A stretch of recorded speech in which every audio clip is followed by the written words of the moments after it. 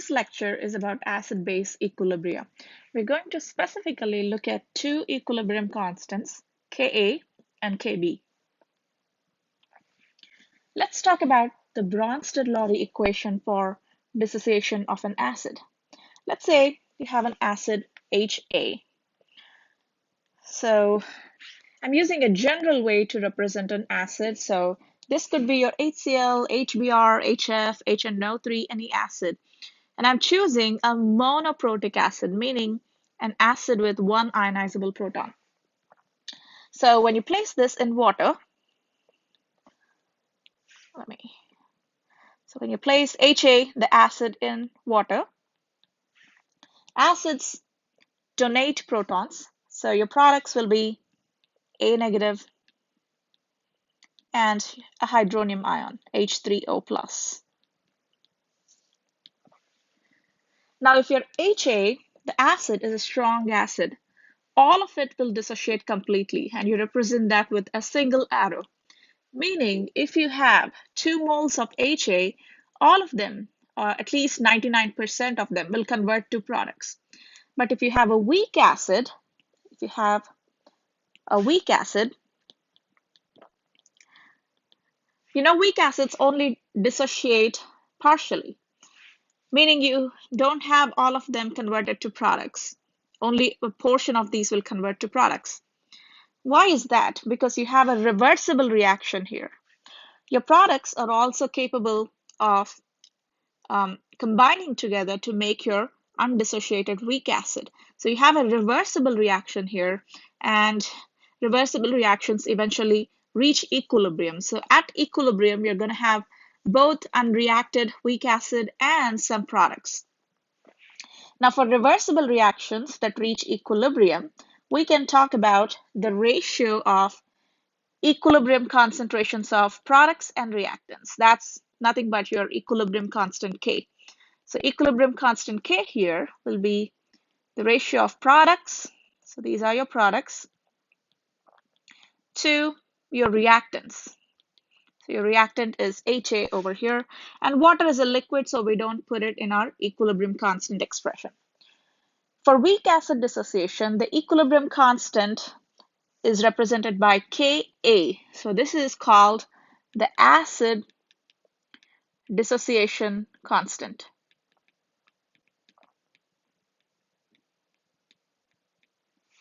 Okay. We can also talk about dissociation constants for weak bases. So suppose you have a weak base. I'm going to choose B to represent a weak base. B is your weak base. Now, when you place bases in water, they are going to accept protons. So base would accept proton to convert to BH plus. So base has accepted a proton here. So this is the proton attached to your base. And then you would get hydroxide ions because water has lost a proton. So you remove a proton from water, you get hydroxide. Again, the reaction is in equilibrium because weak bases dissociate only partially. And the base dissociation constant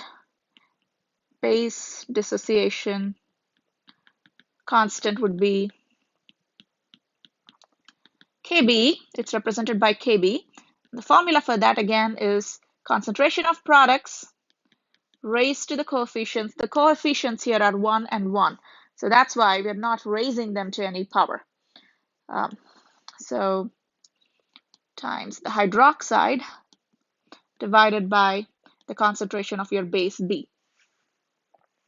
This is what we mean by acid and base dissociation constant. And it's very important to recognize this is the base acid dissociation constant of your weak acid. We say Kb is the base dissociation constant of your weak base. So anytime the Ka for an acid is provided to you, you can set up an equation of the acid donating its proton in water. And if you're talking about Kb for a base, you can write an equation with the base in water. Here are some examples. So hypochlorous acid, this is your acid, So again, it has to donate a proton, and here's your Bronsted-Lowry equation. So the Ka here is going to be hydronium concentration times the hypochlorite concentration divided by the undissociated hypochlorous acid concentration.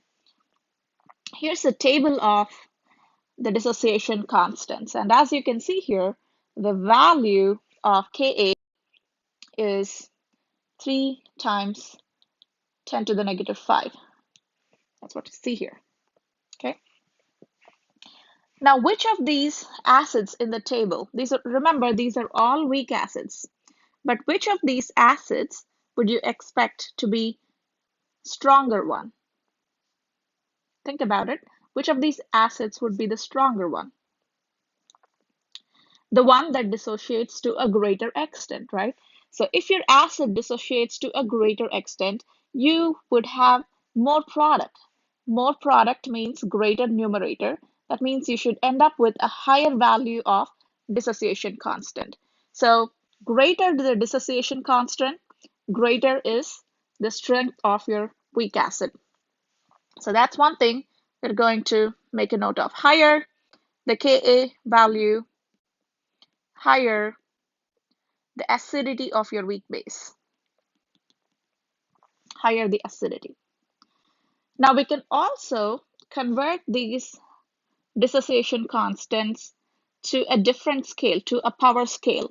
We call those pKa. And just like pH is negative log of H, pKa would be negative log of Ka. Here are all my pKa values calculated for each acid. And as you can see, higher value of Ka means lower value of pKa.